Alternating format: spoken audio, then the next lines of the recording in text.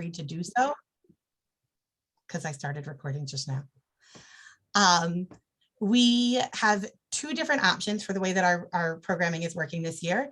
We will have our infant toddler program open from 7:30 to 5:30, and then all of our 2 through 5-year-olds are actually going to be enrolled from 9 to 3:30. You chose one of those days as you were registering, and then you had the option to add on early drop and late stay hours. Early drop you can add on from 7:30 to 9 or from 8 to 9, and in the afternoon you could extend from 3:30 to 4:30 or from 3:30 to 5:30. Please know that if you did not register for 5 days a week, your specific days that you have chosen upon registration are non-transferable. If you need to make add on any additional days, you can do so for $90. You can reach out to anybody on our administration team at that number or any of our specific lines. The last day of the school year is Tuesday, June 14th. But our program is a 12-month program. So all children will automatically be enrolled in our Noah's Ark Summer Camp program, which begins on Monday, June 20th, and will end on Friday, August 12th, 2022.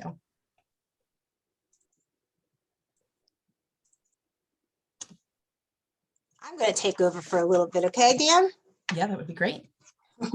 Our vision is something that we all hold very dear to our hearts. A few years back, we got together with families at the time, our wonderful educators, administrator, lay leaders, everybody that really has a stake in our early learning center. And we really sat down and talked about what we really stand for, what we truly believe. And when you read over our vision, you will see that come to life. It's something that we truly value and something that we really live by. So make sure you take the time to read that.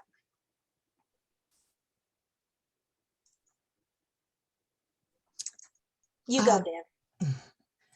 Our curriculum is one that really feels that the best way to engage with children is to do so based on their interests, their current levels of academic ability, some of their strengths and needs. And the perk of the creative curriculum that we use to guide our practice is that it really allows us to get to know each child on a very personal level and kind of figure out what makes them tick.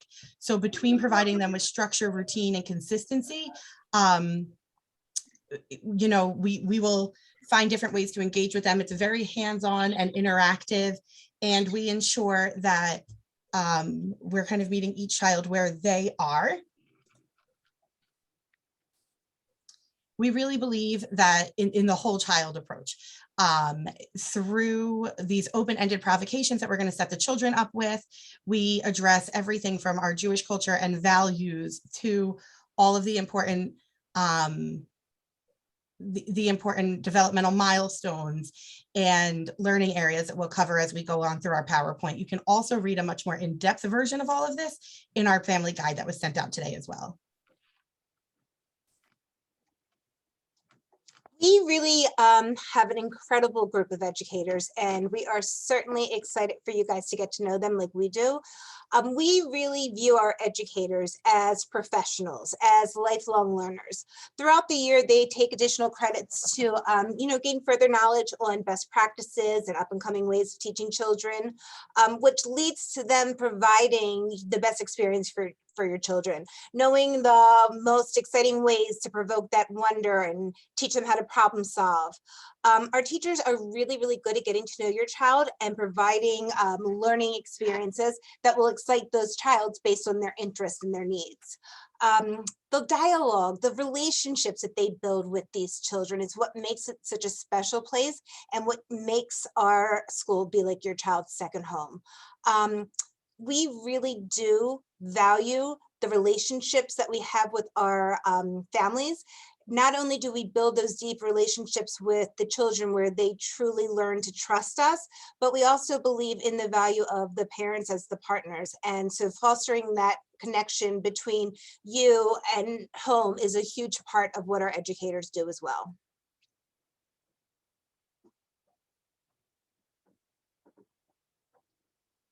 Our daily schedule is very, very, very flexible most of the day. The children will have some assigned scheduled specials, which, they have to be at certain times. But because our educators get to know what their children need, a lot of the day is based on what will work best according to those children and that day. Teachers are very good at realizing, wait a minute, the children have a little bit too much energy for, a story time right now. So they might go outside and get some of that energy out in, great learning activities on our natural playground. Our daily schedule will also consist of full group activities and small group activities. It'll provide a variety of experiences, which allows children to learn based on their likes and interests. Some children, just for example, will be learning colors for the younger children when they're playing with cars, if that's something that they're passionate about. Another child might be working in a small group with the teacher while they're doing, an art activity, learning about colors. It's very important that that learning is meaningful to the children. That's how they retain the best. So we make sure that we get them exactly what they need. We also very much in our schedule, let the child initiate what's going to happen in the room. So we really, if a child brings up an interest or the class seems interested in a bug that they saw on the playground, or they saw someone doing a job and that interests them, like we can explore those ideas further and bring in the concepts and the lessons and stuff that we want to learn, with that being like the overarching theme. So you'll see our daily schedule be very flexible. At the same time, we're making sure that your children are getting the information that they need and comprehending exactly that. It's really wonderful.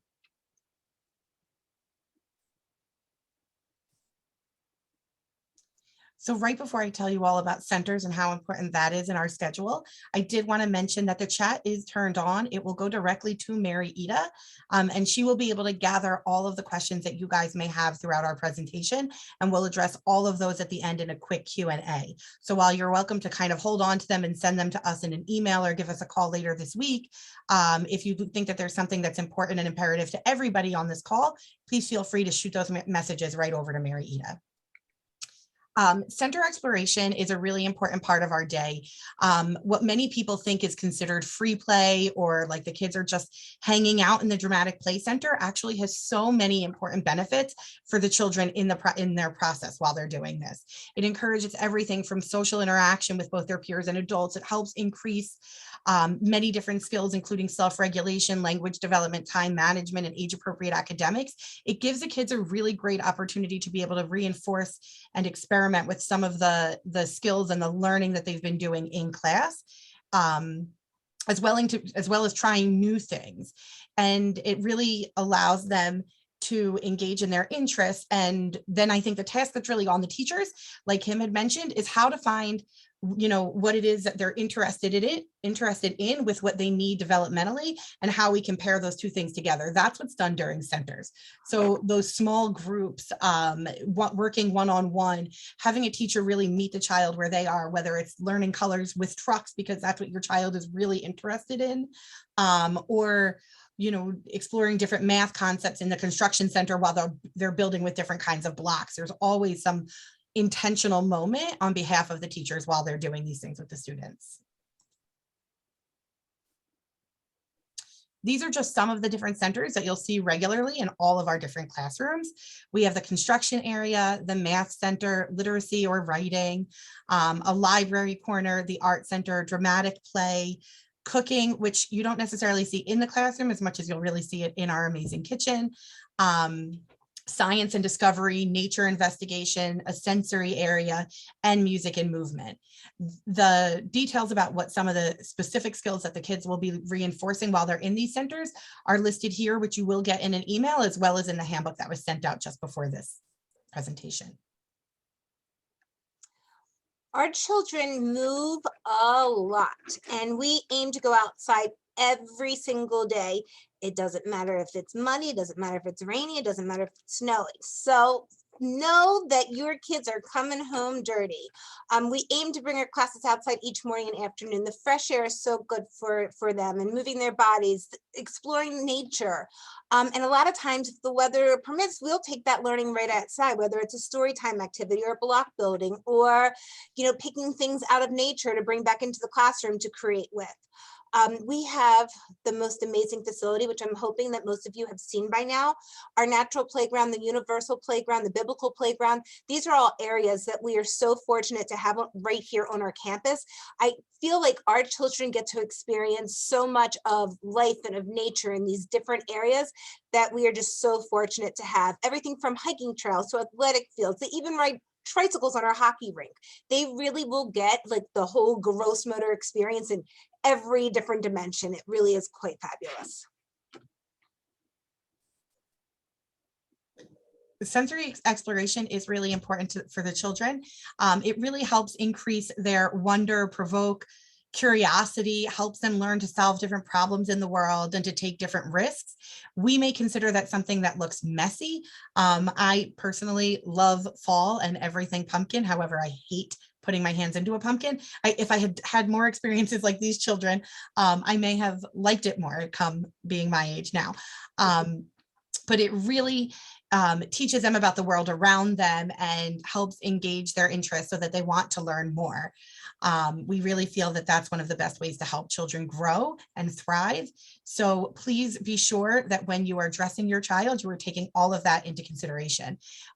With the messy, active day that your child is sure to have here at the J, we want to make sure that they have plenty of spares here at school. Don't send them in anything that you're going to be afraid is going to get messy. The last thing we want, or the thing we want you to be most forewarned about, is that they will be coming home messy. So please don't send something in saying like, oh, but they got their brand new shirt dirty. If it's a shirt that you don't want dirty, it should not be coming to school. Every child must have at least 3 full spare sets of clothing, which are obviously weather dependent, in their cubbies. They should have extra shoes because, like Kim mentioned earlier, we will be going outside in the rain and some of the mud and things like that. If any of you know Miss Shayna, she will be coming home messier than your children. So you always know that there's someone out there who looks like they're taking more of the dirt home than your little one. But weather appropriate clothing is really important. If you have a 3 and a 4-year-old and they are going swimming, please make sure that they are wearing their bathing suits under their clothing when they come into school, and packing the additional underwear and things like that.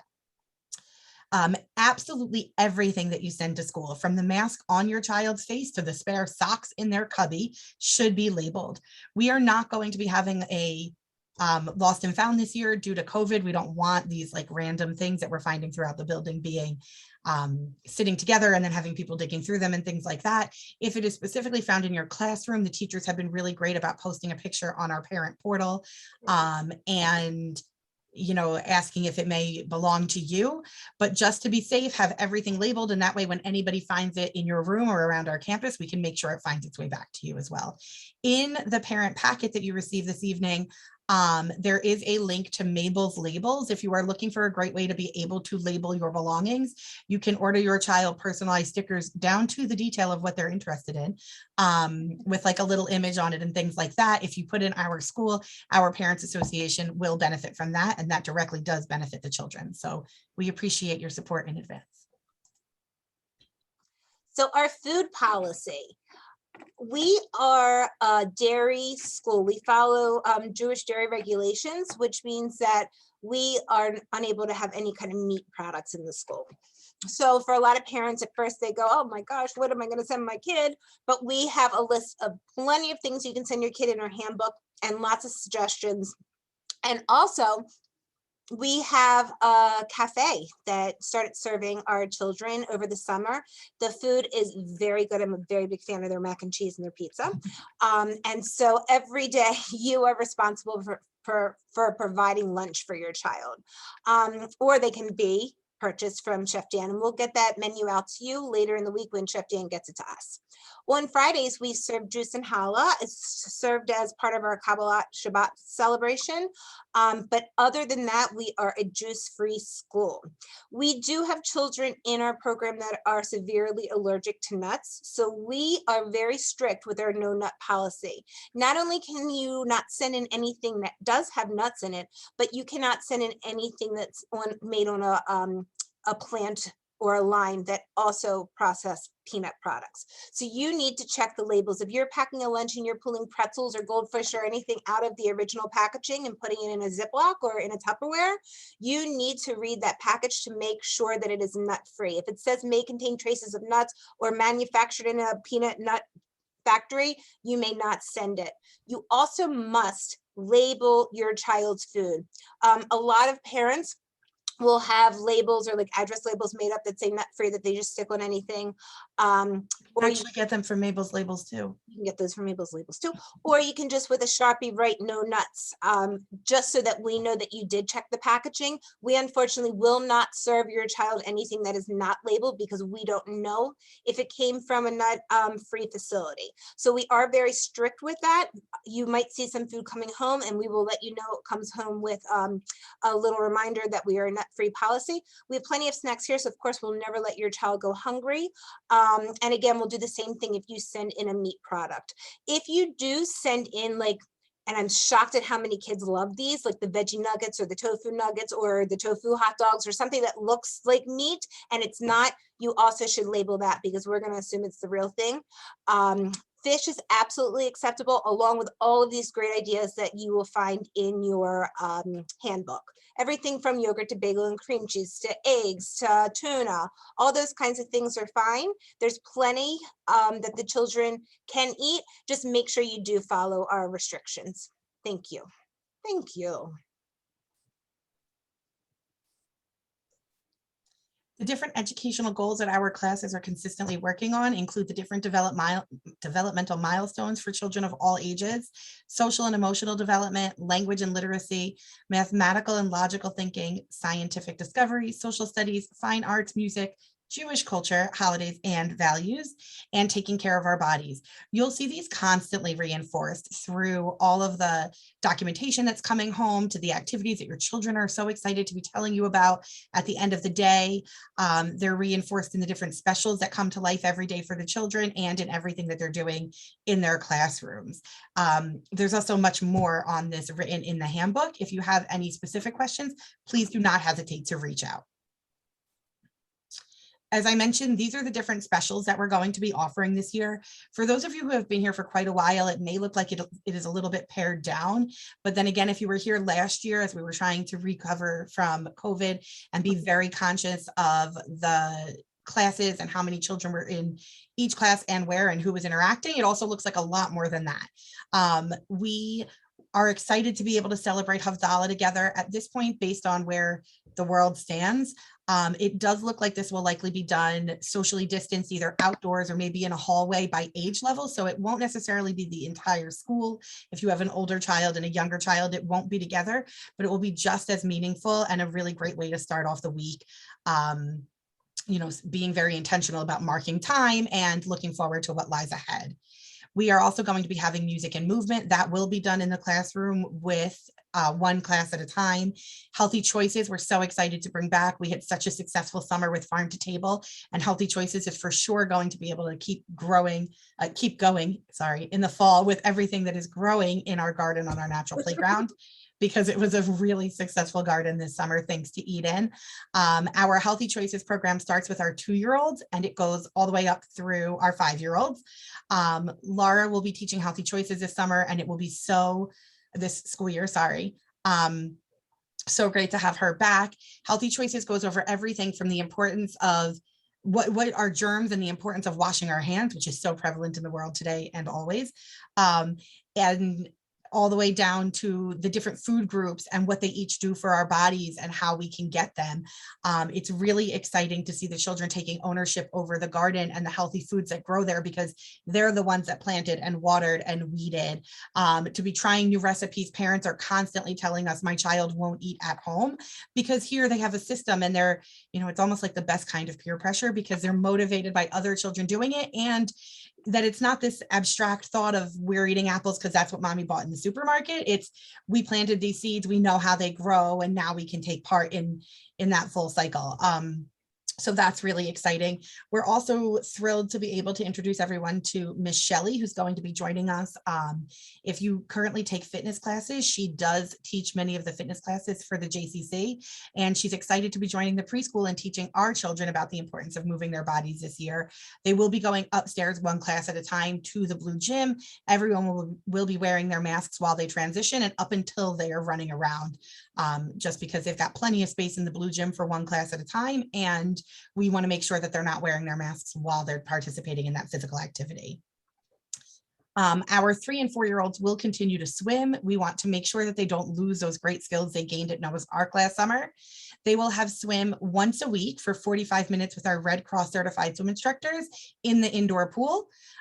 We will have 8 weeks that run from right after the high holidays through the middle of December, and then we'll pick up again for another 8-week session in the spring before they get back outside in the aquatics park for camp next summer. We also have Shin Shinim. We will have 1 or 2 Israelis who are going to be joining us on Thursdays this year, working with our 4-year-olds, teaching the children all about Jewish life, and the land of the Jewish people in Israel. And really, my favorite part about it is that it's a really great way to teach children that there is so much more outside of Baltimore, Maryland, from, the lessons that they do around Hanukkah, with the fact that our dreidels say a great miracle happened there, and theirs are a great miracle happened here. There's just so many great ways to show the children how things are different and talk about all the similarities that we have with people in a different country, as well as some of the differences. So it really opens up their eyes to different cultures and things like that. And then we will wrap up the week with our Kabbalat Shabbat sing along. Typically that is done school-wide, just like our Havdalah on Monday mornings. However, at this point, it doesn't look like that will happen unless the weather is nice enough for us to continue doing what we did all summer, which was gathering on the library courtyard. So fingers crossed, Fridays will be beautiful and we'll get together as a community and celebrate the weekend.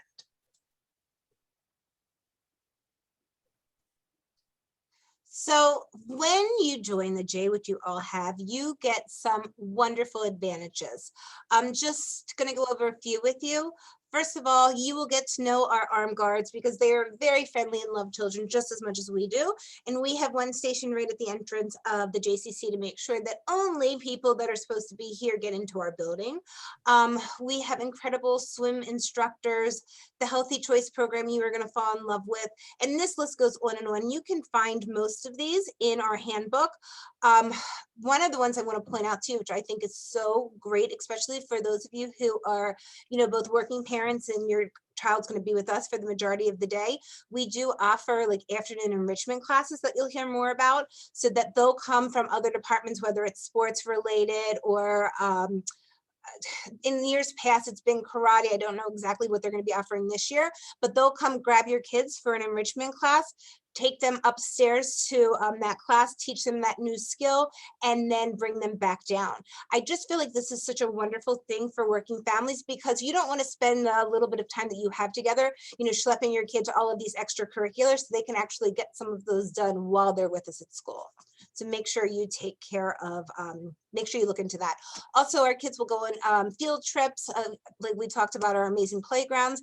And don't forget, you get membership to this amazing facility. And I hope you just come and explore. And on the weekends, when the weather gets cold, I know when my kids were this age, I love to take them swimming to the indoor pool. Those kinds of things are just readily available because you are all now members. If you have not already done so, please make sure that you go visit membership prior to your first day of school. They will need to take a picture for every adult that's going to be joining your family membership through the ELC, and they will be able to print you a key tag, which we'll talk more about when we get to how you'll get into the J every day to pick up and drop off your children. And the last bullet is going to lead us to Bright Wheel. I hope that everybody received the invitation yesterday to sign up for your You can Bright Wheel. switch to phone audio if you want. All right, Laurie, you do that. Thanks, Laurie. So I hope that everybody was set up for Bright Wheel. Get on, play with it a little bit. You can message us. I had quite a few parents that reached out last night. It's really great. It kind of works a little bit like a text message, so we can talk back and forth. And the biggest perk is that instead of having to manage Tadpoles and Story Park, I think we will get the best of both worlds, being able to use doing both of those tools in terms of logging children in and out and documenting all the amazing things that they do in their classes each day through Bright Wheel now. If you did not receive your invitation, please reach out to Kim and Mary Ida and I, so we can make sure we figure out why and get you all set up prior to your child's first day of school. Now that you are set up with it, please make sure that you start adding your authorized pickups. But remember that those authorized pickups need to be listed in 3 different places. One of them is Bright Wheels. That's how they will get their code, have their email set up, everything like that, so they can physically sign in and out. The other one is going to be on your roster information sheet so that we can just make sure we do have a solid list that authorizes us to be able to dismiss or to accept your child from somebody other than parents and guardians. And the third one is the emergency card. Everybody does have to be listed on there. So in general, for those of you that didn't know when I referred to tadpoles and story park, sorry, Bright Wheels will be used to actually sign your child in and out each day. You will have your own personalized 4-digit code. It'll accept your signature digitally. It's a really great program. It will also allow the teachers to send photos and videos and notes and stories so that you can really see all that they're documenting about your child's day while they're with us. And then they will also be tracking food for the 2-year-olds and all of the daily report information for infant toddler students. So everything from when they fell asleep to when they woke up to what they ate and how much of it they ate, when they had a diaper change and what they did, all of that great information will be sent to you when you sign your child out at the end of the day, because it will all be tracked directly in Brightwheel. Family as engaged partners. I need to read this quote. The home can do little without the school, but the school can do nothing without the home. So you are a partner in this amazing, amazing journey that your child is going to take. We ask that you really do see yourself as a partner and know that we do value you completely. Be open to understanding our approach. We are on a journey, and our teachers are learning best practices, and it looks quite different than how we were all taught. So we want you to ask questions. We want you to understand why this works better for children in the long run. So always come to us with those questions. We are here to help you understand. Make sure you do attend things like back to school night and parent conferences in the winter. It's really good that you guys are on this Zoom right now, so that you guys get A+ points for that.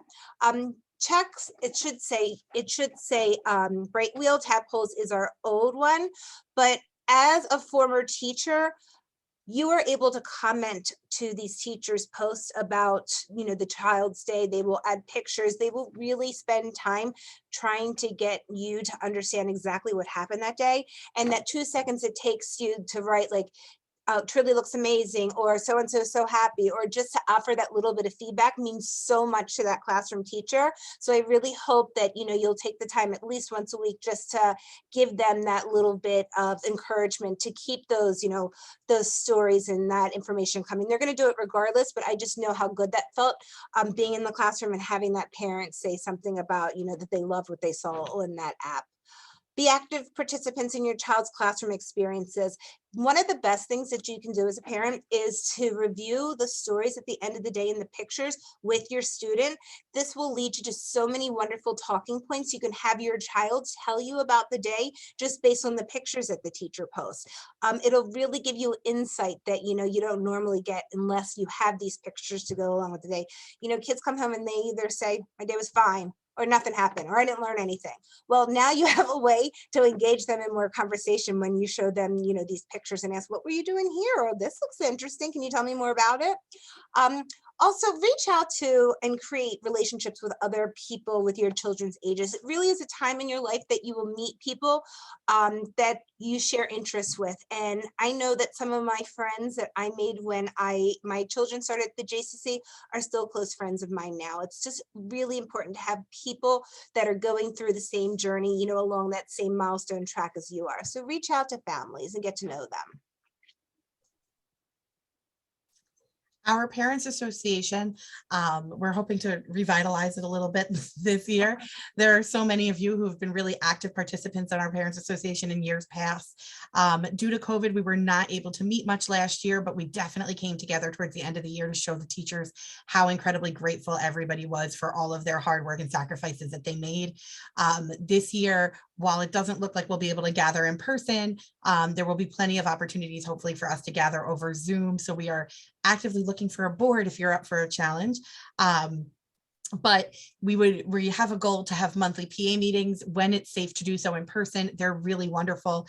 We kick it off with a dinner for the parents in one room. The the Parents Association, I shouldn't take credit for that, provides babysitting from our teachers year round in the evening. So you don't have to worry about how you're getting home and who's going to put your kids to sleep and who's watching them and, you know, dealing with dinner.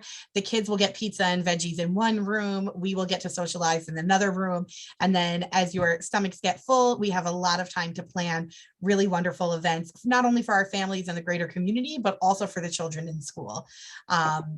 So in addition to those PA meetings, which we hope you'll be able to attend, that we also corralled a group of class parents. Those class parents are really responsible for everything from welcoming new parents, congratulating parents when they have exciting life events or supporting them through some challenging ones.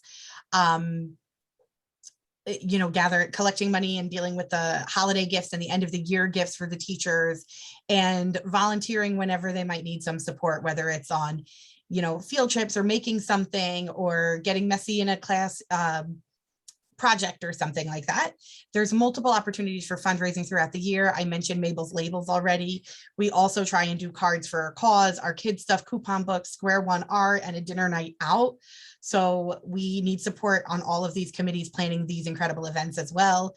There's the opportunity to support the PA with the Shabbat shop. That's ordering challahs that are delivered here fresh from Rosendorf's on Friday mornings. And then they'll go home with your little one in the afternoon so that you can celebrate Shabbat with your family that evening. We also do Pizza Wednesdays. It's one of our most popular fundraisers. Chef Dan will deliver pizza directly to the school at lunchtime so that on Wednesdays you can either take the day off and not send a lunch or just supply a snack depending on what you prefer your child has. We're always looking for volunteers. This year they will need to be vaccinated if we're able to have them. They also have to be background checked, and they will specifically be in the kitchen helping prepare fresh snack rather than, you know, possibly having any interaction with our classes and things like that.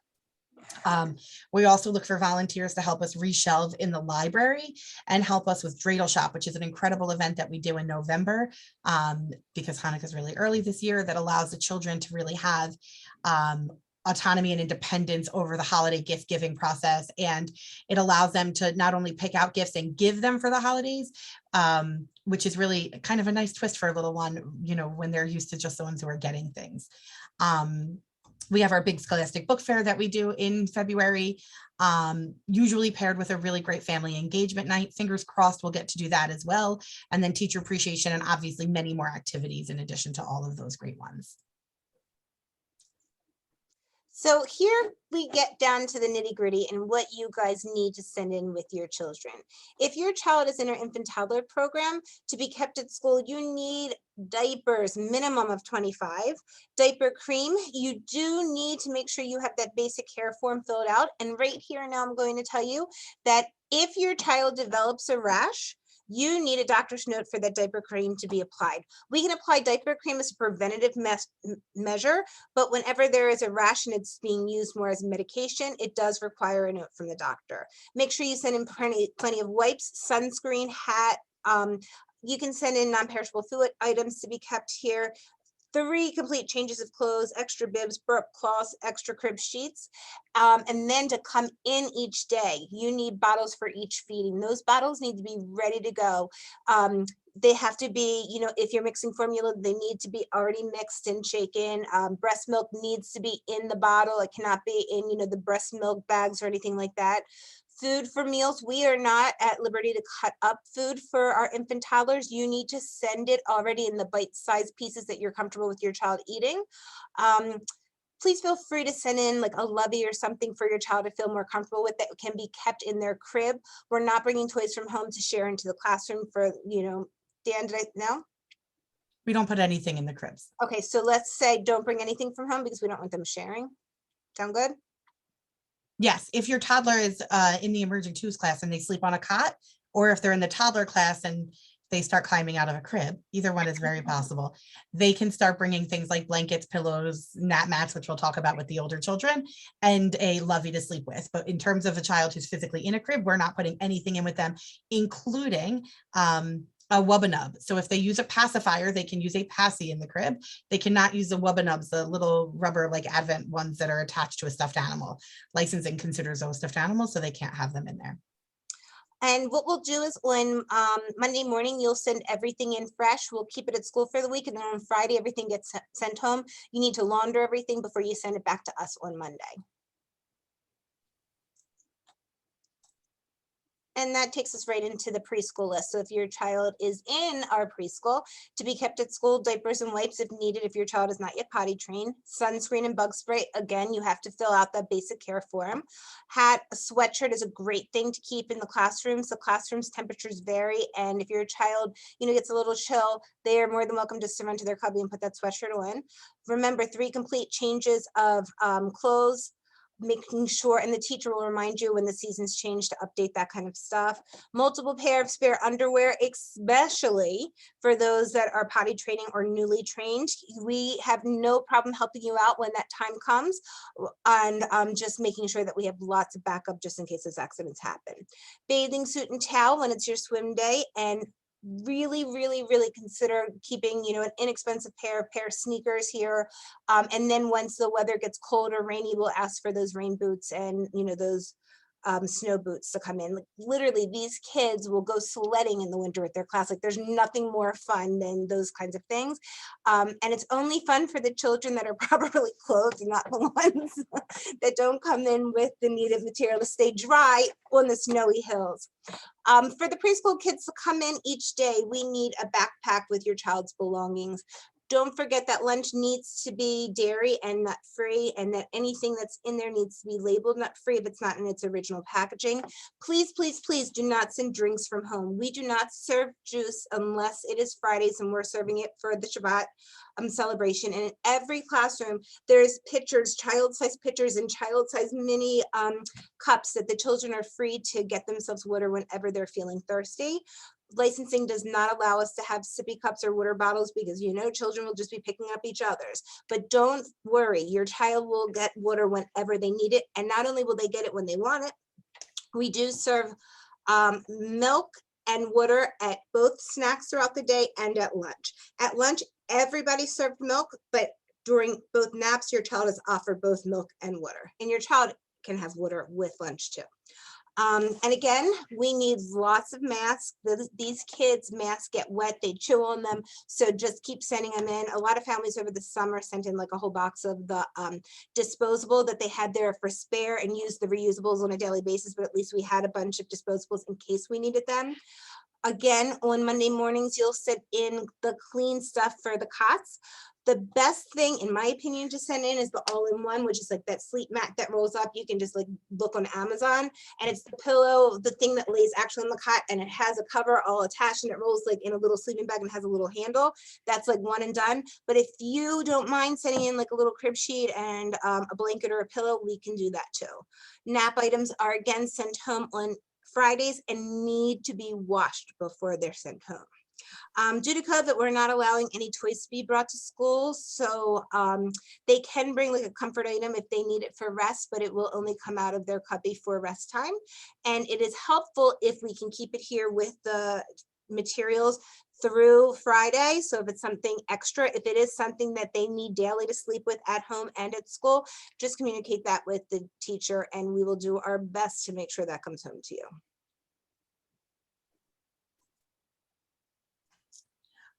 This is our weather policy. It comes directly from the Maryland State Department of Education, Office of Child Care and Licensing, and it can be found easily online, things like that, but we just wanted to make you aware. This is all based off the heat index and the temperature. If it's a green day, that means children can play outside and be comfortable. If it's a yellow day, we might go outside a little bit shorter. We may bring water with us, things like that, take breaks. And if it's a red day, we're really taking our youngest kids are not necessarily going out on stroller walks and infant toddler, but our older kids will still try and get some outside time. It may be a little bit less physically active. Maybe they'll bring some books outside to read or some instruments to play, music or dance, rather than really exerting themselves and having a longer time outside. But we will be obviously bringing ice water with us and taking those breaks, spending less time outside. But again, regardless of what the weather is in terms of rain and snow, we really do try to get them outside and exploring as often as possible. One of my favorite things to talk about is loose parts. Loose parts are just a collection of naturally or man-made objects that extend children's play so incredibly, amazingly, although I don't think that made any sense, but that's okay. So basically, I know when my kids were little, like I bought all of the prefabricated people and the Fisher Price this and the Weeble Wobbles and all this plastic stuff. And what I've noticed over the past few years since this loose parts thing has like really been taught to us, and I understand its best practices, is that when you give kids just old nuts and bolts and spools and things from nature and twigs and coins and the stuff that they come up with and create just based on these loose parts is so much more creative, and their imagination is just working incredibly hard, that their creative thinking, their problem solving, their executive functioning skills, everything is being put to work in a way that a child just feels independent and strong and look what I did, because there's no correct way to do it. So it leads them to this proudful moment of look what I created out of nothing but parts. So it's really something you'll see in all of our classrooms. It's really something you'll find that your children absolutely love. And it's really something that you can help us even get cooler parts in. So there's a list in our family guide that tells you like those sort of things to start saving, whether it's like a spool of thread or if it's like the end of a tape roll and you just have like that big masking tape circle left, like all those kinds of things children create roller coasters out of. And I gotta call out the artist of this self-portrait here. Danny doesn't have her hair down, but she does have this beautiful natural curl hair. So you see that self-portrait with the circles and the spools, that is Danny, our director herself, right there in loose parts. That makes me really proud because I actually made that at a conference and then someone stole that photo and posted it online. So I feel like I'm famous now. In our handbook, you will read a lot about separation and how to prepare for school, from what to pack to how to prepare, to say goodbye to them on the first day of school. We know that not only are we dealing this year with children who have just never been in school because they're turning 2 or maybe they didn't go to the 2s or coming in for the 3s. We're also dealing with children who may have never been in school and they're 4 because they were going to start at 2 and then COVID happened, or may have been in our infant toddler program and now they're coming back for our 4s and they kind of just missed everything in between. So we know that the emotions and anxiety may be heightened. One thing that I think, usually this is Kim's slide because has so many great years teaching 2s under her belt, but one thing that we all know is that the children are so resilient, and as much as it may not feel like it in the moment, a lot of those emotions lie within you. You are nervous, and for rightful reasons. It's a very big deal to be sending your child either to school for the first time or back to school after a long break, or even a week and a half if they just ended camp with us on Friday. Going into a new classroom with a new teacher and new expectations is definitely a lot for anybody to handle. What we want to promise you is that this is something our educators are so experienced in and educated in. It is going to be as seamless as you could possibly imagine. They are here to support you. Kim and I and Mary Ida are here to support you. The amount of support that you'll get on the first day of school may even be a little overwhelming. The advice that we want to give you is that looking at school is such an exciting event is really so helpful, both for yourself and your own mental well-being and for your child. That excitement and enthusiasm is contagious. So you want to make sure that whenever you're talking about school with your children, you're talking about it in the best sense of the word. Only talking about how you're so excited to see them when they come home and you can't wait to hear about all the really fun things they're going to do, and they're going to love their teacher and their teacher is going to love them.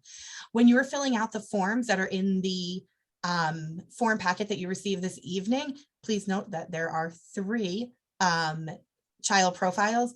One is for infant toddler. The other is called a toddler profile. That is for the children who are 2, either very close to that in the emerging 2s classroom, or in our 2-year-old program, which those months on there are accurate. However, when you get to the child profile, it does say 2 to 5 years old. And that's because for camp, to simplify things, we did not send a toddler one home, and I forgot to change those dates. So I apologize for that.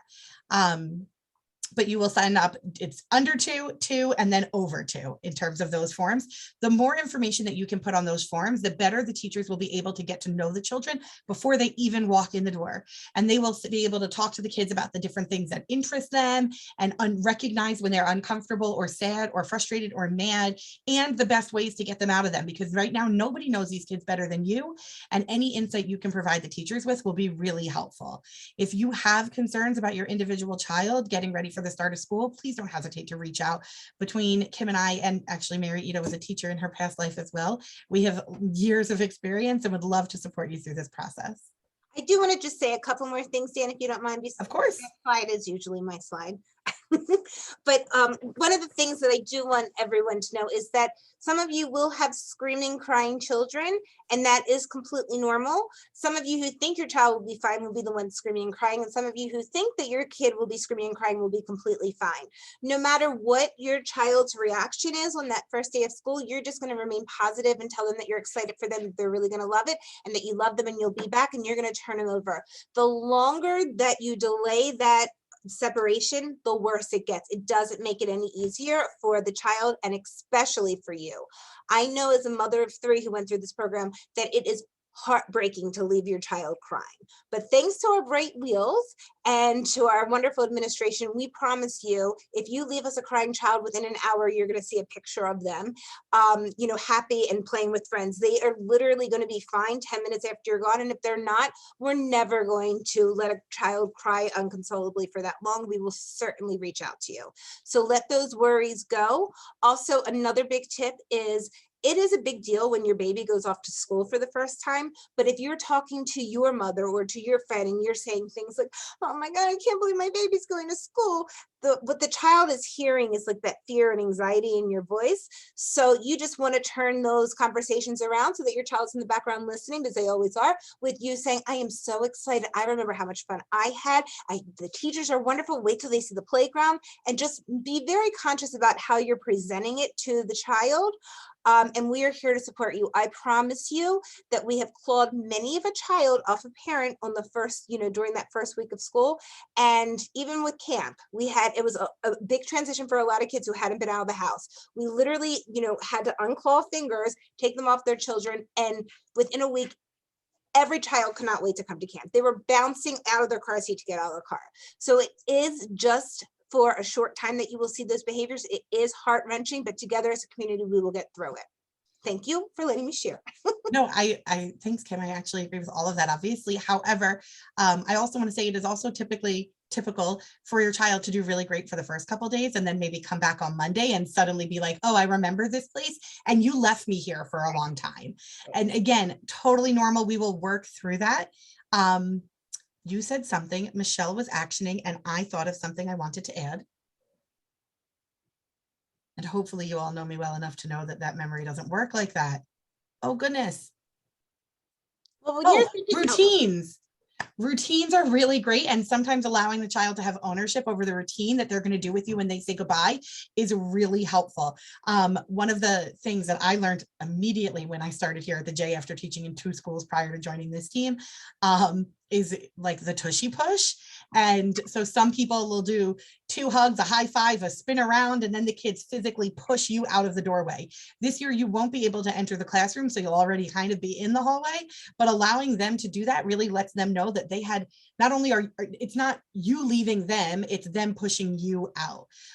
Even if you're going to be participating in our carpool, which you'll hear about shortly, really having some kind of set routine in advance kind of puts an end on when you're going to say goodbye. You're not going to give 10 more hugs and more tears and grabbing onto the leg and things like that. It's like, what do you want to do? Okay, this is what we're going to do. And every day, we had a 4-year-old last year who did it every single day from his very first day when he joined us all the way through to his last day of camp last month. Like, he just had that routine and it stuck and it supported him. And his little brother didn't need it at all, but he did. And his mom held true to it. And it was perfect. There were never tears. It was just that consistent routine, that predictability. So every child knew what to expect was going to happen next. So that's a really great tool as well. Go All for right, it. nursing services. We are very fortunate to have an incredible nursing team. The nurse is on site every day from 8 a.m. to 1 p.m. She's the one who's reviewing your medical records, letting people know about allergies that each classroom may have. She administers the first aid and stuff while she is here. She communicates pertinent medical issues to parents, and she is great. Well, there's also a hate. Let me explain. We have a head nurse, Nurse Mindy, who's been in the organization for years. Like my kids had her as nurse when they went to Milldale, which was, an associated, anyway, she's wonderful. She's our head nurse. There's 3 other nurses that work underneath her. Someone is here every day. They all get to know all of the children, and most get to know all of the families. So you will hear from one of them if, God forbid, your child is sick at school. A lot of times you'll just hear from them if your child got a little boo-boo. We never send home a child with any kind of injury or marking that they didn't come to us with, without us letting you know that your child's going home with something tiny bit altered. Dispensing medication needs to be done by the nurse or someone with medication administration authorization, which is both Danny and I and a few other people in our program. So even when the nurse is not here, your child is in good hands with people that are trained.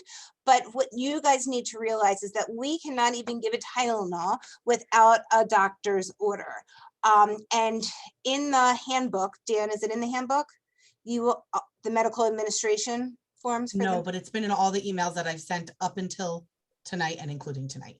So it's always a good idea for your doctor. So if you know that your child with negative fever tends to go up high very quickly, like you're able to tell your doctor the situation, and you can have, Tylenol or Motrin or one of those things stored here in our nurse's office with a note from your doctor saying that if a child's temperature reaches a certain point, please give them that. And as long as it's prescribed from the doctor, we're able to do that. But we can do nothing without that medical administration form. Again, if your child has diaper rash often and needs that ointment treatment, again, I would advise you to reach out to your doctor now so that we have that prescription, and if needed, we are able to apply that. We still wouldn't give any medication without reaching out to you. Even if we have that doctor's permission, we'll still reach out to you the day of, but at least you have that option of us giving that child that medication. If your child does need any kind of medication on a regular basis, whether it be, asthma related or allergy related, all of that too needs that medical administration form filled out. And all of that is stored in the nurse's office. Please, please, please make sure you have your health forms complete and return to us so the nurse can make sure she has all of the updated vaccines and immunizations. And emergency cards give us necessary information in like the event of an emergency, so that we have, if we can't reach you, someone else that we can reach out to, and also on their list allergies and stuff like that. So it's like a kind of one stop that we get a glance of exactly what we're dealing with when we have your child in our care, and what the important information is that we need to know. Head nurse Mindy Wassell's name is on here. The nursing services email, you can reach all of our nurses at, and whoever is in the office will answer that number between 8 and 1, unless of course they're in a classroom helping a child. I'm getting tired. I feel like I didn't do that slide as well as the other, so I apologize. Now I'm sure that a lot of you were excited to hear about this, although it's not an exciting topic. It's got a lot of people on the edge of their seats. We have so many different things in place to help the prevention and mitigation of COVID-19 and other germs, from teaching the children to cough into their elbows, to having them wash their hands regularly before they eat, after they eat, when they come in from outside, when they arrive during the day. If they're doing something or have their hands in their mouth or in their nose, just because they're children, they're going to wash them after that. So, starting at that very basic level, to the fact that our teachers are making a bleach solution as mandated by MSDE and the licensing department every single morning. And they're using almost the entire bottle all day long, from wiping down tables before and after eating, to after art projects, to wiping down bathrooms and changing tables in between each use. To cleaning a lot of the toys that are really high touch toys in between uses as well. If you came in here at the end of the day, you would see every single classroom lays out their toys on their counter. They spray them down with bleach before they leave, and then they go back into the bin the next morning prior to the children joining them again. And that's only what our teachers are doing on top of educating all of your children and documenting everything to send it home to you. We also have a designated housekeeping staff member within the J who spends his entire day down here. His name is Mr. Cook. The children love him almost as much as we do. So you will for sure get to know him. He is cleaning every door handle and light switch and high touch point and other surfaces throughout the day. He also kind of follows around the classes so that when they're going to a special or out to play on one of our playgrounds and things like that, he's going into the room and spraying that down quickly, cleaning the bathrooms and things like that, and answering every other call. He's getting on top of everything else when we need new paper towels and new wipes and everything. So he is incredible. We also have our nurses on staff. We send emails out in regards to any exposure to any communicable disease. We pride ourselves on open communication with all of you, and we hope that if anything were to make its way into your household, you would not only keep your children home, but you would also reach out to us so that we all stay on the same page. There is obviously a list here of all of the symptoms that as of this moment, the state of Maryland is telling us are closely related to an individual who would test positive for COVID. A lot of these things we know may be something that your child has if they have regular allergies or anything like that, or asthma. We ask that if you have a baseline that you're going off of in terms of something that your child may have regularly, if they always have the sore throat or cough because of allergies, things like that, that you get a doctor's note for us so that we know what that baseline is. We are also continuing to screen everyone. We will talk more about that during our check-in conversation about what the health screenings will look like moving forward, because it is different from what we did last year and this summer. But that will help us kind of pinpoint if, God forbid, somebody was trying to enter our program, either a parent dropping off or a guardian or a relative or an approved pickup dropping off or picking up. They can't enter our building if they have a fever, and you'll be taking your child's temperature. They can't come to school if they have a fever.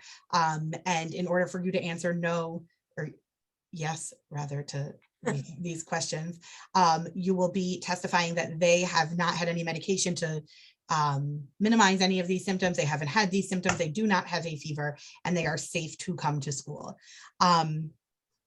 Kim, please correct me if I get to any of these and I'm not saying them perfectly, because they were updated July 1st and they were just recently updated yesterday again. So I hope I share all of this information correctly. But again, you can rely on your handbook to get you all the accurate information. In regards to testing, previously, if you were with us last year, we were letting you know anytime a child in your class or a teacher or anyone your child comes into contact with may have been testing or awaiting test results for COVID-19.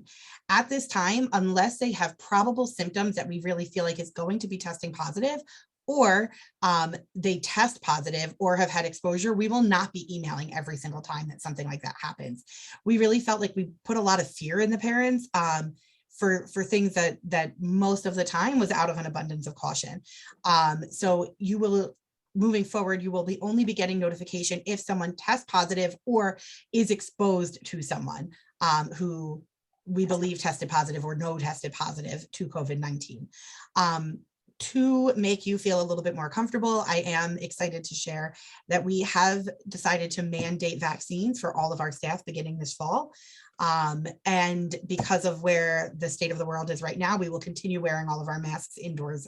That also includes all of you. So if you're coming into the school to pick up or drop off, regardless of your vaccine status, please don't show us your card. I don't care if you are vaccinated or not, although I hope you are for your sake. You will have to wear a mask when you come into the building. If you or anybody in your household was exposed to someone who tested positive for COVID, we really do rely on you to let us know immediately. You will have to stay out of the program for, depending on your exposure, anywhere from 3 to 5 days to get a test, to get a negative result, and then return if you're symptom free, or 14 days, all depending on what the health department is advising. It kind of depends on that exposure, how long, and things like that. If somebody, God forbid, in your household tests positive for COVID and your child continues to live with them, they will not only have to complete that 14-day quarantine that you have, but they will either have to do an additional 3 to 5 days on top of that and receive a negative result, or an additional 14-day quarantine should you choose not to test them. I also am aware that I am saying 14 days, and many people now say 7 to 10. However, the preschool division of the Maryland Department of Health is still saying 14 days for all children, anyone who's coming into contact with children, because children are not vaccinated yet, or at least not the age of the children that we work with. Kim, did I miss anything for this slide? No. Wonderful. But you didn't, you said it great, but let's just explain one more time that if your child comes into contact with someone who tests positive outside of school, it is your responsibility to tell us and to keep your child home, obviously. But the rule is, or the standard is that once you've been exposed, you need to wait a minimum of 3 days from that last time you saw that positive person to get an accurate test. They're So actually saying with the new Delta variant that it's really closer to 5 days. So we would like you to wait the full 5 days, but the minimum right now is still 3. So, and if, God forbid, we have a positive case here and your child has come into contact with someone who is positive, of course, that communication will be, sent out to you right away to let you know exactly what is happening. Our procedure is to reach out to the health department and our licensing department, and we follow their strict guidelines and certainly have guidelines put into place. Knock on wood, all of the wonderful strategies that we have put in place, and we've been open now we opened back up last summer for camps, so it's been close to 1.5 years. We've done really, really wonderful with COVID and keeping everybody safe and healthy. So I am sure if we all continue to take this seriously and literally follow through with, if your child is showing a symptom, to really think before you send them, knowing what's going on in the world would really be helpful. Our staff takes the same precautions, so we really need our children to as well.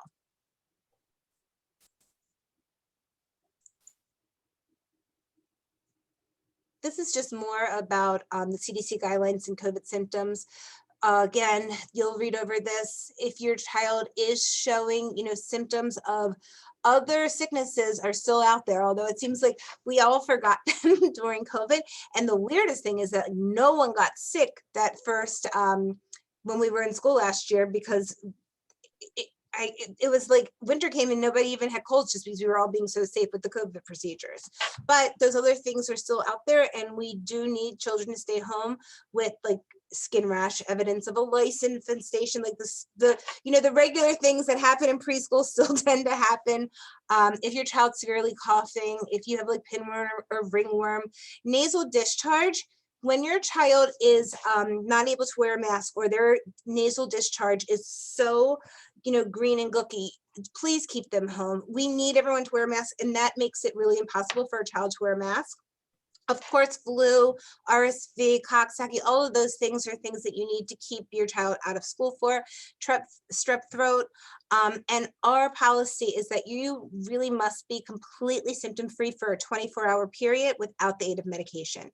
So if your child gets sent home from school for throwing up even if it's the morning of a school day, they cannot come back to school the next day. They need to be completely symptom-free without any medication for a full 24 hours. We do follow these rules strictly just because there are so many children in this program, and we really want it to stay healthy. And we all know how, something as simple as, a common cold can just go from child to child to child if the person with that cold doesn't really just stay out during that contagious period. Your child, of course, can come back to school once they're on antibiotics, or if that frequent coughing and the excessive nasal discharge resolves. We certainly understand coughs linger. We certainly understand that runny noses linger. And if your child is ready to come back to school and still exhibiting symptoms, we certainly understand that some of those symptoms take a while to get rid of, but you are required to have a doctor's note, so we know that your child is past that contagious point. So again, just reach out to the doctor and let the doctor know that the school requires them, since they are still showing some symptoms, although they may not be contagious, we need that documentation to let them back into school.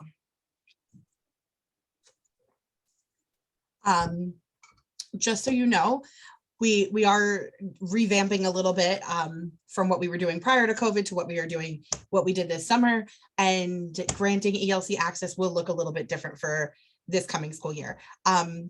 As many of you already know, we are a secure facility. As Kim mentioned, we do have an armed security guard who's with us at all times that children are in the building.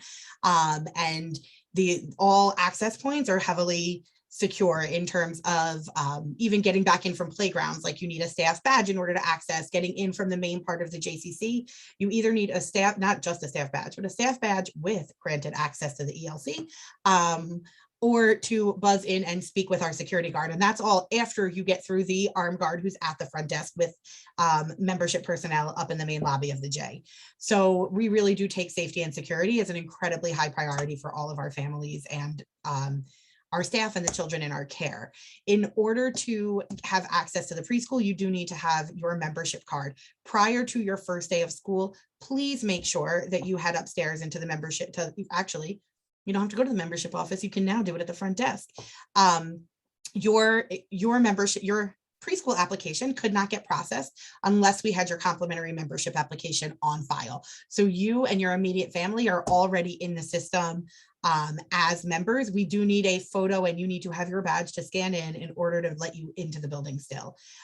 Please note that that membership does only cover your immediate family. So whether, even if you like grandparents, things like that, there are senior memberships, there are memberships for add-ons you can do for things like babysitters if you wanted them to have access outside the preschool.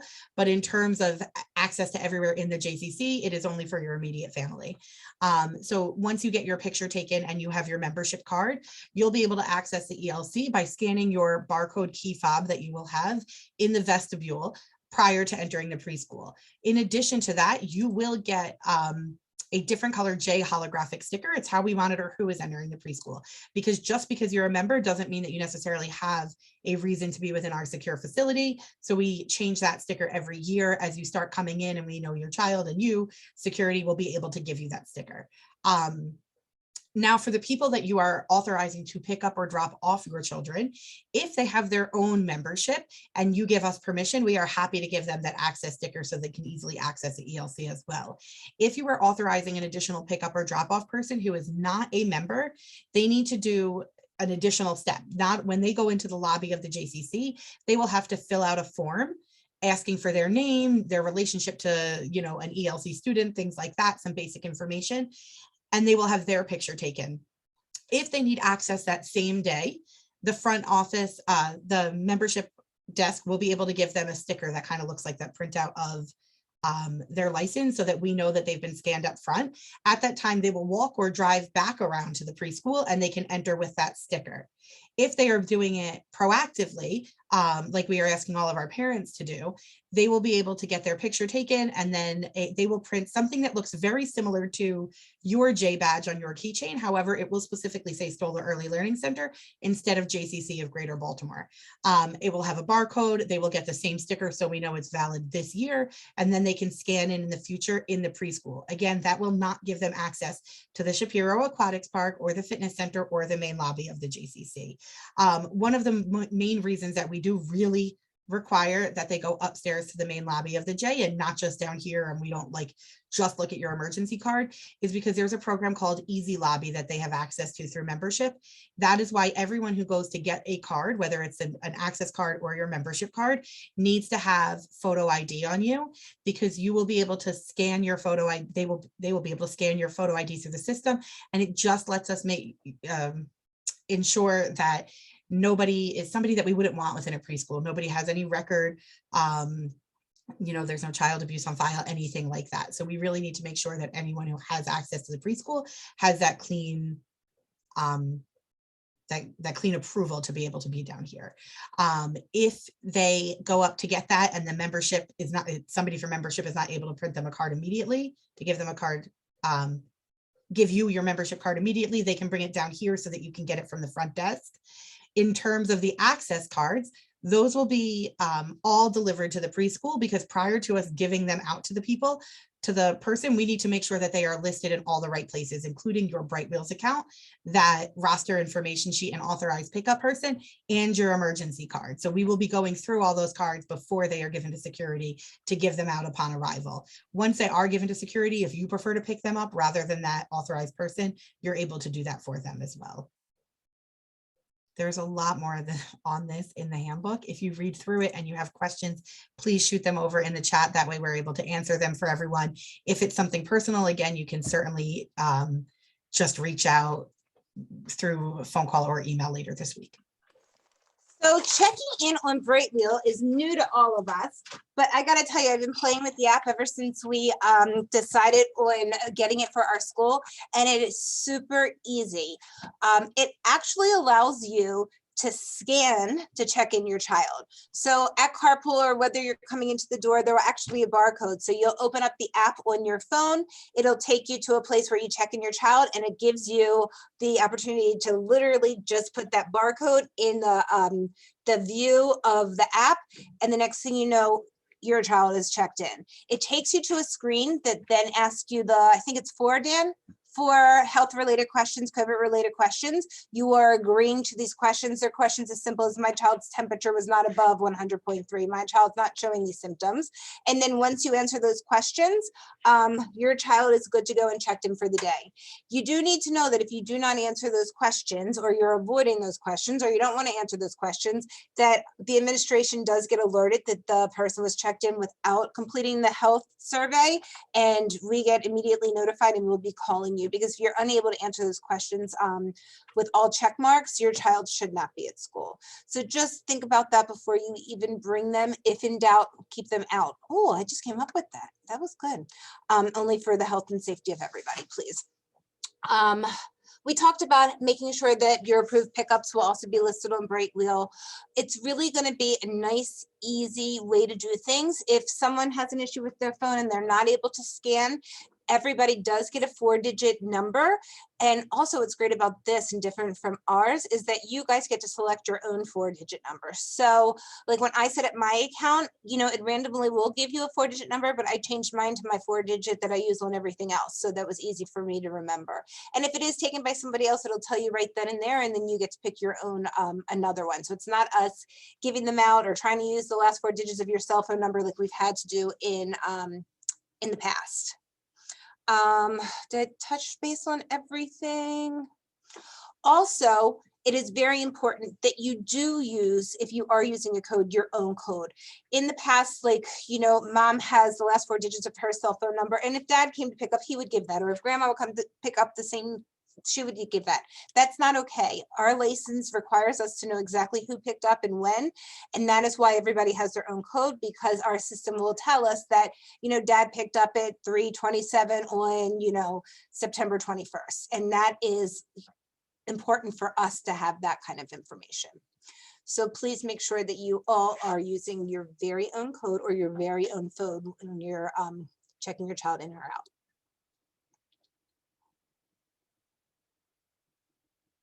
I just talked about the health screening. It will take you to that screen, and if you fail to answer any of the questions, we will be notified and we will notify you.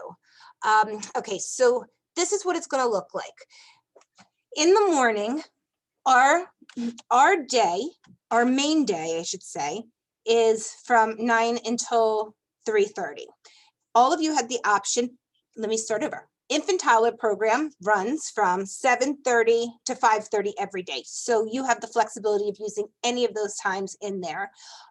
Everybody else was able to sign up, had to sign up for a minimum of 9 to 3:30. And then if you needed additional time before that or after that, that was like those add-on hours. So in the morning, if you need to bring your child to school before 8:40, you are going to park in the parking lot and walk your child in. You are going as the adult to get screened by our security guard to make sure that you pass the screening, and then you're going to escort your child to their classroom door. You are not allowed in the classrooms. You can peek in, you can see what's going on in there, but you may not step foot in there. It's just, again, COVID precautions. From there, the teacher will have that barcode for you to scan. If not, you can use your code.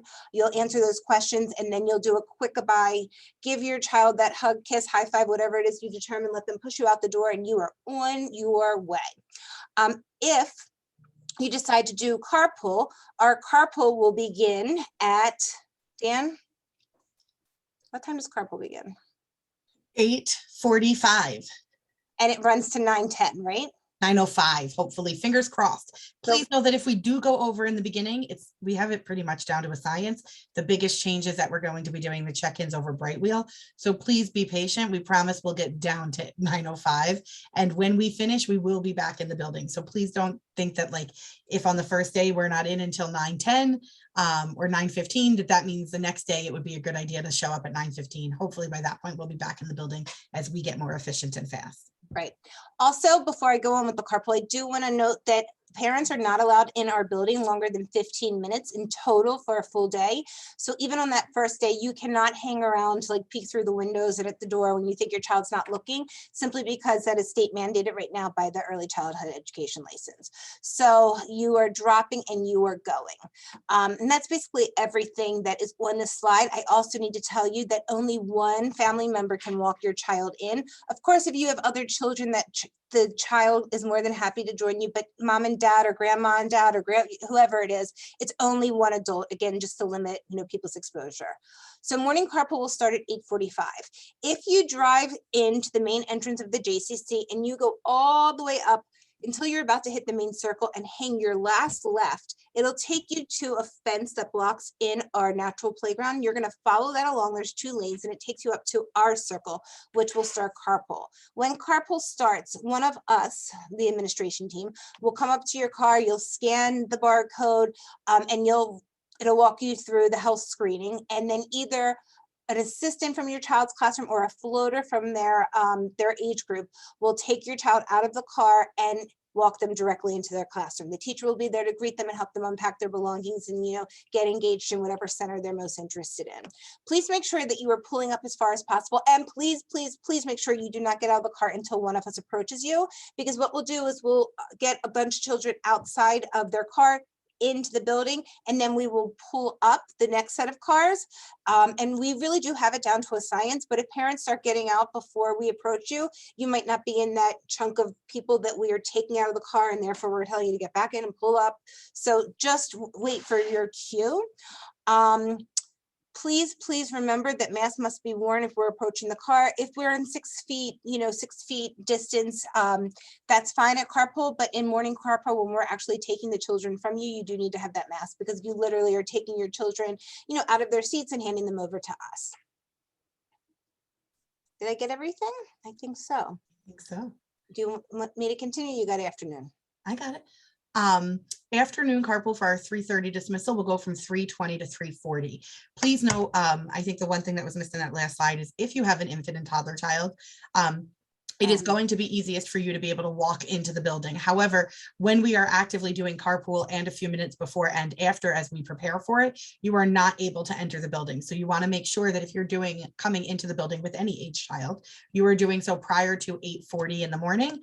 And if you're coming in to pick up, you cannot do so until after 3:40. If you were signed up for that 9 to 3:30 time, you are considered late if you are after that time though, and you can't come in earlier than 8:40 because they don't begin until 9 o'clock or when carpool starts at 8:45. So then you would want to come in after 9:05. And you really don't want to be dropping off much later than that. Those children are really going to thrive on that consistency and routine. And we want to make sure that they have plenty of time to engage with their friends and go through that general consistent structure of the day prior to being asked to freeze what they're doing and head over to a special or something like that. And we also ask that you don't pick up during nap time. So from 1 to 3, our classes are resting. We ask that with barring an emergency or a doctor's appointment, and obviously we will work with you on things like that, that you are really going to focus on allowing the children to rest during that time. You can come in from about 3 o'clock until about 3:15 to come and pick up your child in the building. After 3:15, we ask that you wait and do carpool until after about 3:45. Once our security guard has been able to finish up with carpool, get back into the building and get settled in their at their location prior to starting to screen parents who are coming into the building. Everybody will be given 2 copies of a laminated card. If you need more, just let us know. We're happy to make that. This summer, or this school year, it is going to be bright green. And we say on your dashboard or on the driver's side of the window, but because the person who's collecting numbers may move, if you are able to hold it up in clear view of them, it will make them much happier, because it sometimes is hard when you're at ground level and some of your cars are very large. And sometimes I'm on tippy toes and looking around, or you think it's in plain view in this window, but Kim's standing on the other side and she can't see it. We need to be able to see that number so we can let the people know in the building what the number is. Typically it's something like Kim is outside collecting numbers. I'm going to be up in the circle greeting you, helping you sign out on Bright Wheels. And Mary Ida is going to be waiting for Kim to give her the numbers over the walkie-talkie. And then she's going to go on our loudspeaker and call the children by name so the teachers know who they are bringing up when. Again, sounds really confusing. We have it down to a science. We just need your help to make it go as smoothly as possible. So please make sure that that number is always with you and always easily visible. Once you get up into the circle, again, you want to leave a safe distance, but also pulling up as far as possible and making sure that your car is in park before you get out or press a different button with your foot. We will not buckle a child. If you have 2 children, we may help get one of them into the car. We will not buckle them though. So you need to make sure that you take a moment and quickly turn around or hop out and get them safely buckled before you pull out of that spot. Also, pick up and drop off, especially, during carpool when it can be a really hectic time, is not an appropriate time to talk to your child's teacher. We know you want to hear about their day. We know you might have questions. We would love to answer them. Again, we really respect that homeschool communication. We want to make sure that we hear about everything going on at home and can communicate any pertinent information about their day. However, you can do so safely and respectfully through either their direct email, which you will have. You'll get a direct line to call the classroom. You can call the front desk if you ever need anything immediately, and Mary, Ida, Kim, and I will help however we can, or you can message them on Bright Wheel, but in front of your child and in front of other children and holding up carpool or the classroom when their priority really needs to be on the children at that point makes it really challenging for them. So we just ask that you respect that. In terms of late arrival and early dismissal, like we mentioned, the children really thrive on that structure and routine. So please be respectful of that and allow them to be here for the most important parts of the day.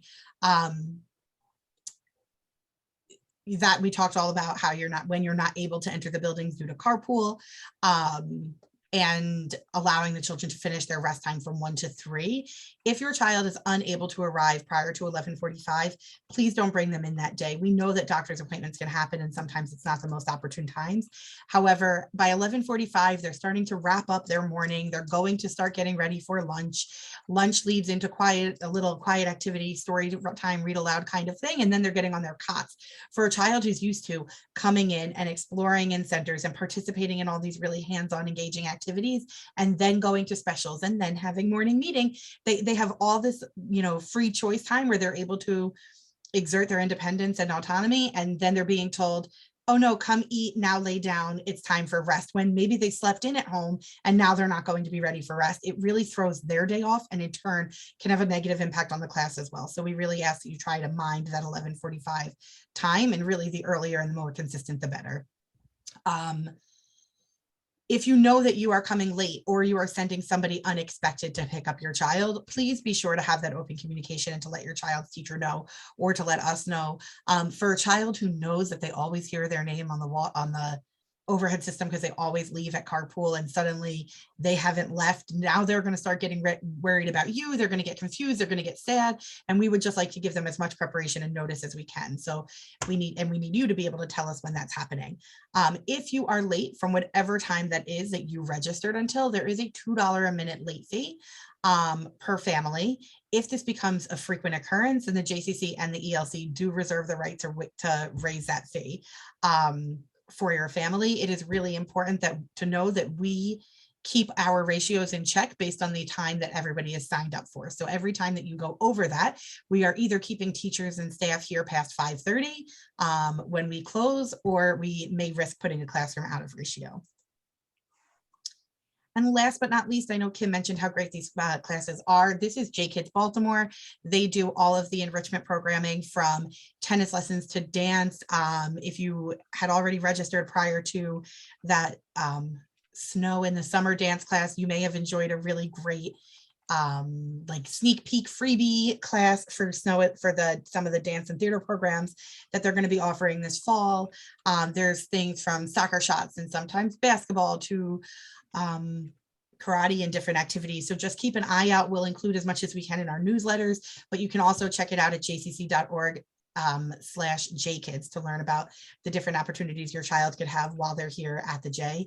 And again, we hope to see you on the Sunday the 22nd from 4:30 to 6:30. Please ignore the time on the flyer and on the website. I am very grateful to Megan, who pointed out that that is apparently the time that we did it when we did it 2 years ago prior to COVID.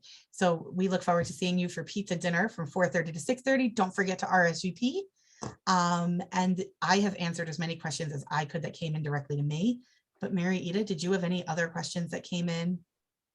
The majority of the questions that came in, of course, were about Brightwheel. Of course, it's new to everybody. The biggest one I got was if like grandparents or other family members are able to see the stories as they were in Story Park. I do believe that that works the same way as Story Park. You all will have different settings. The way that it was on Story Park, you could set it up so that you had like the parents or the like, I'm gonna blank on the word for that. The person who is in charge of your child's account, that is you as a parent or a guardian. And then you can invite other people that will have less opportunity to see than you do, but they will get those general stories and newsletters that they are tagged in daily. What they won't see is like conversations that the teachers may start with you regarding behaviors, things like that. Like those are the kinds of things that are only going to those authorized personnel. But I believe that there are ways to set all of that up. Then another couple of questions. The food and nap tracking, that's just for infant toddler, or is that extended to preschool as well? Licensing requires that 2-year-olds have those updates regarding the food that they eat for lunch, not for snack time. That is only for 2-year-olds until they start to turn 3. When our oldest, whose class has all turned 3, that will fade out. So just be prepared for that. For infant and toddler, you're going to get a report with all of their daily occurrences throughout the day. And in regards to the food labeling, can it be indicated on Brightwheel that the food being brought in is nut free, or does it still need to be written? Definitely still needs to be written on the lunch itself, because we don't know for sure when the teacher is actually going to be breaking. Each teacher will get a lunch break, and a floater might be in that room, or someone who has not read the Brightwheel app to find that out. So please make sure that you also put it in the lunch. And then the hot question I'm getting is, when will we find out about teachers? I've gotten that from a couple too. So have I. Not tonight, but I really appreciate seeing all of your faces if you only came on in hopes to get that information tonight. We hope to have that out by the end of the week. If you know me, I would very eagerly say tomorrow, but I'm not going to set myself up for that failure. So you will have it by the end of this week. I'm going to take a moment and just go through some of the other questions.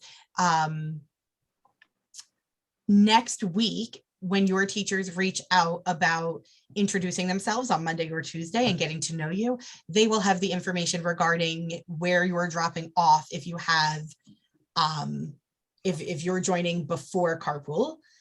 Most of the time, I do believe it will be in either your room or the age group that's right next door kind of thing. It'll be very clear. We'll have "Where are you" signs up on the doors so that it's clearly marked as well. But if it's going to be something consistent, we'll make sure that the teachers know to share that with you next week. Class list. Our teachers will be at the pool party, so come into the pool party. They will, and they can't wait to see you there. If you asked a question, Oh, I had another one. Microwave. Is that available for kids' lunches? Only for infant toddler. We do not refrigerate or warm food for anybody in our 2s or up. Thermoses are really good if you make something really hot before you leave the house and keep it in a thermos. And ice packs do a great job. One ice pack in an insulated lunchbox will keep the lunch cold. And keep the thermos outside of the lunchbox. Somebody just wanted to clarify, if you want to drop your child off at their door for the first day of school, you will need to either be registered for one of our early drop-off times and do it prior to 8:40, or if you are only registered at 9 o'clock, you can come in after carpool ends, which will be between 9:05 and 9:10. Just know that the first day we may run over, so we ask that you be flexible and wait until after the security guard is back at that doorway. And again, just a reminder that if you're walking in to drop them off, you still only have about 7 minutes to do so, because we figure about 7 minutes in the morning, 7 minutes at the end of the day to stay in line with MSDE's 15-minute rule. And my suggestion to you is be consistent. So start out on the first day what you're going to be doing most days. So if your child is going to be doing carpool, I definitely highly suggest that you do that on the first day. I know that your interest in meeting the teacher and everything is going to be great.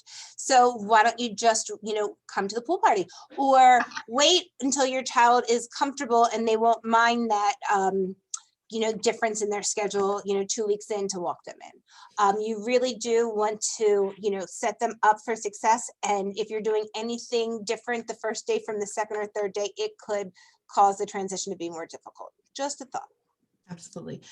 In line with walking them in, I just want to mention that if you are dropping them off at carpool, there are 2 lanes. You can be on like the inside, the smaller circle, which is a little further from the building, or closer to the building. Regardless of which lane you end up going in, please know that when you're saying goodbye to your child, it really needs to happen at the car. And that's one of the reasons we suggest that clear, consistent, predictable routine. Because when the children have a hard time letting go, if you say, well, I'll just walk you over to the sidewalk, or I'll just walk you to the door of the school, it becomes much harder. And again, you taking that time away from your car is going to hold up the family behind you. And while they may be okay, they also may have a screaming child who's excited to get out of the car or nervous about getting out of the car or something like that. So we just want everyone to be respectful and to move as quickly as possible. Thank you to Amy, who says that in Brightwheel, you can definitely add other people as a family member, which is great. Our cribs are actual crib sizes, not mini cribs. And they're beautiful. Our infant toddler rooms are gorgeous. Our whole school's gorgeous, but our infant toddler rooms are especially gorgeous. You'll get that ELC sticker once you start coming into the building. Whether that's on the first day, we can bring them out to the pool party. That's a good idea. Somebody, Kim, Marietta, will bring them out. Oh, good idea. And the keychain, for those of you that don't know it, I don't have one because I have my staff badge, but it is a little white key fob that just has a barcode on the back of it. So we obviously put the sticker on the side that is not a barcode, and it just stays on your key, so it's easily accessible. You can bring breakfast. They will eat breakfast from about 7:30 to 8:15 if you send that in from home. If you drop off any later than that, one, they're going to be busy maybe moving into their own classroom, saying goodbye to some friends, getting ready to start carpool, and they're going to eat snack relatively early. So you don't want to have to worry about like, I'm dropping off at 8:15 and they still want to eat breakfast. Before you know it, they're going to be having snack time. So it's really not that big of a deal as the morning gets a little bit later. Class parents, as soon as people start handing in those forms, we'll be so excited to welcome you. We love class parents and we need them in every single room. Dan, what time is it? Are we going to get locked in the J? I messaged maintenance while you were talking before, so I hope not. But that is the end of my questions again. So if you turn the air off, everybody, I'm starting to get really hot and stuff. So it made me think, are they locking us in? I want to go home. All right. Thank you guys so much for taking a long time, almost 2 hours of your evening to connect with us. It really helps us get started on a really positive note. We cannot wait to see you at the pool party, and we can't wait to see you and your children on the 25th.